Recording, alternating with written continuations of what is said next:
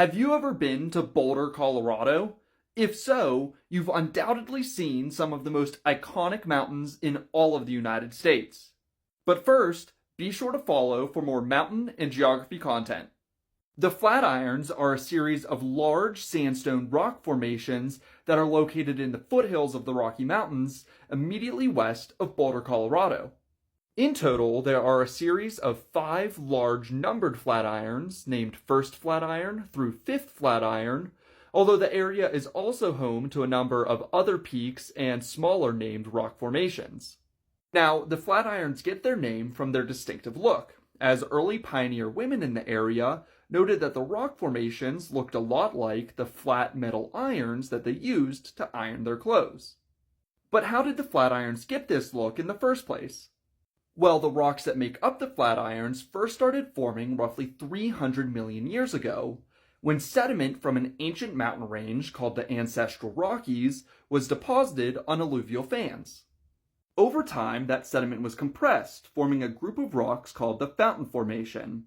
And then, between 80 and 35 million years ago, the Fountain Formation was lifted and tilted as the result of the formation of the modern-day Rocky Mountains. Finally, over the last 35 million years ago, erosion in the area has exposed the Fountain Formation, giving the Flatirons the classic look that we know today. But while the Flatirons are arguably the most impressive exposure of the Fountain Formation, there are other smaller exposures located around the Denver area, including at Red Rocks Amphitheater. Now, the best feature of the Flatirons, besides their dramatic appearance, is their accessibility. As I mentioned earlier, the Flatirons are located immediately west of the city of Boulder, and there are actually a number of trailheads that are located within the city that lead right into the Flatirons.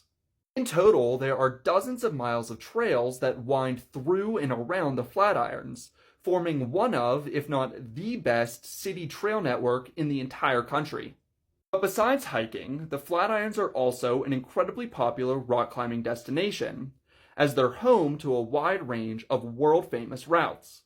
For instance, the standard route up the face of the third Flatiron has even been referred to as one of the best climbing routes in the entire solar system. Have you ever visited the Flatirons? Let me know in the comments, and let me know what you'd like to see next.